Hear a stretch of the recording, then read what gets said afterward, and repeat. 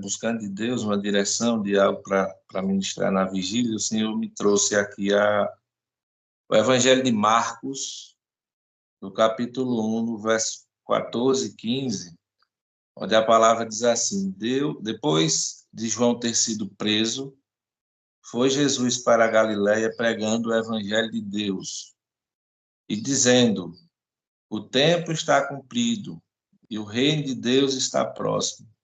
Arrependei-vos, pois, e crede no Evangelho.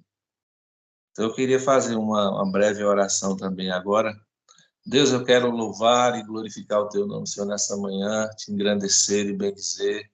E agradecer, Pai, pela rica oportunidade de estar podendo, Senhor, ministrar a tua bendita e santa palavra, Deus, nessa sala, Pai, de oração. Pedir, Senhor, que todos aqueles que já entraram, que irão entrar ainda, Senhor, nessa vigília, aqueles que vão estar assistindo, Senhor, possam ser ricamente edificados por Ti, ó Deus, e pela Tua palavra. Senhor, que Tu possa fazer uso da nossa vida nessa manhã para abençoar a vida dos Teus filhos, em nome de Jesus. Amém. Louvado seja o nome do Senhor. Queridos, esses dias Deus tem falado comigo acerca de uma necessidade, e de uma necessidade urgente, necessidade essa que é de nós, enquanto a Igreja do Senhor, intensificarmos a questão da pregação do Evangelho de forma genuína. Eu gosto muito do Evangelho de Marcos. O Evangelho de Marcos, ele é o menor dos quatro, mas Marcos, ele traz algo aqui interessante. Como ele escreveu para o povo romano, ele faz questão de destacar, né, o poder, a autoridade, a força, o domínio, a majestade desse Deus tão grande, tão poderoso que nós servimos. E o que acontece? Muitas vezes a gente usa esse versículo, né, quando nós estamos fazendo cultos evangelísticos, quando vamos pregar para quem ainda não conhece, né, a palavra do Senhor e vive uma vida fora, né, da vontade, do desejo que Deus tem para a vida de cada um de nós. E nós costumamos dizer, olha, precisa se arrepender, precisa se voltar para Deus, precisa mudar de vida. Mas quando eu orava e Deus me direcionava para esse texto, o Senhor estava falando a mensagem, em primeiro lugar, é para cada um de nós, a igreja do Senhor. Porque a própria palavra, ela vai dizer: como ouvirão se não há quem pregue?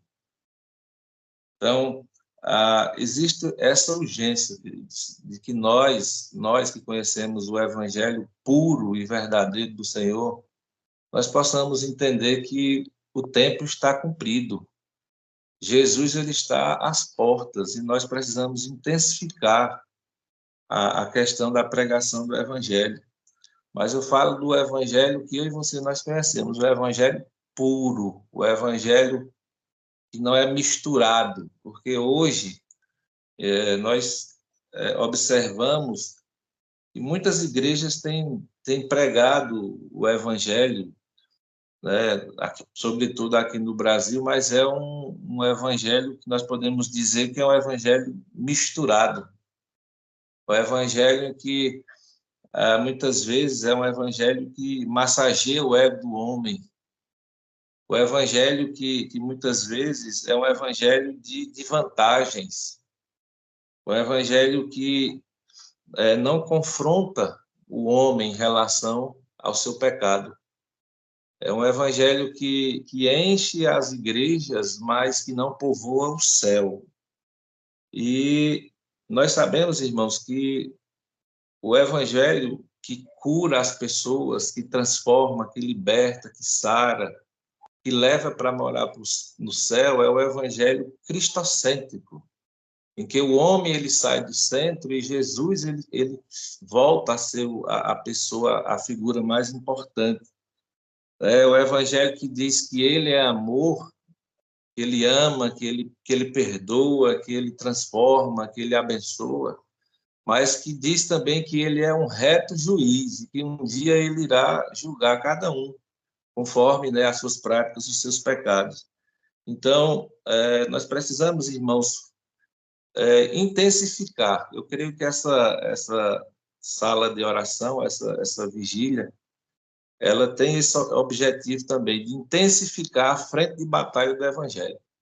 Nós precisamos, irmão, nós que conhecemos o Evangelho genuíno, o Evangelho que, quando entra na vida de uma pessoa, muda totalmente a vida daquela pessoa, como mudou a minha vida, como mudou a vida de cada um de vocês que estão aqui nessa sala. O Evangelho que diz que Jesus ele voltará. Ele voltará. Nenhuma das palavras, queridos, que Jesus diz caiu por terra. Nada que a Bíblia falou acerca de Jesus deixou de ser cumprido. A Bíblia diz que ele viria e ele veio. Ele disse que seria necessário que ele morrer e ele morreu. Disse que ressuscitaria e ressuscitou. Disse que voltaria, né, que iria para preparar lugar, mas que nós não estaríamos aqui nesse mundo sozinhos, que ele iria enviar o Consolador, e ele enviou, e o Consolador está conosco. E que disse, queridos, que voltaria para buscar a sua igreja, e eu creio piamente nisso, é uma coisa que eu não tenho dúvida, tão certo como esse ar que nós estamos respirando agora, nosso Jesus, ele vai voltar. E nós, irmãos, precisamos urgentemente voltar a pregar o evangelho que confronta o homem no seu pecado, não que massageie o seu ego, que diz que ele vai ter riquezas, que ele vai... Claro que o evangelho também proporciona isso na vida das pessoas, mas, sobretudo, eu falo aqui do evangelho que diz, olha, você precisa se arrepender dos seus pecados, você precisa mudar a rota, mudar de direção, você precisa se voltar para Deus, se converter dos seus maus caminhos, para que o Espírito Santo possa fazer uma transformação na sua vida, para que você possa ter um encontro genuíno com aquele que é o autor da vida, e um dia você possa ir morar eternamente em um céu de glória, de majestade, como é o céu que nos aguarda muito em breve. Então, a, a minha primeira fala nessa manhã é essa, que nós precisamos intensificar a pregação do evangelho genuíno. As pessoas elas estão sendo enganadas pelos falsos mestres, pela aqueles que têm pregado um evangelho que fica tentando extorquir as pessoas, usando a ingenuidade da fé de alguns para poder ter enriquecimento ilícito. E uma outra coisa que esse evangelho, que esse texto também, ele falou bastante ao meu coração quando eu estava meditando, é que um dia todos nós que estamos aqui, essas 14 pessoas agora nesse momento, um dia nós também fomos alcançados por esse evangelho.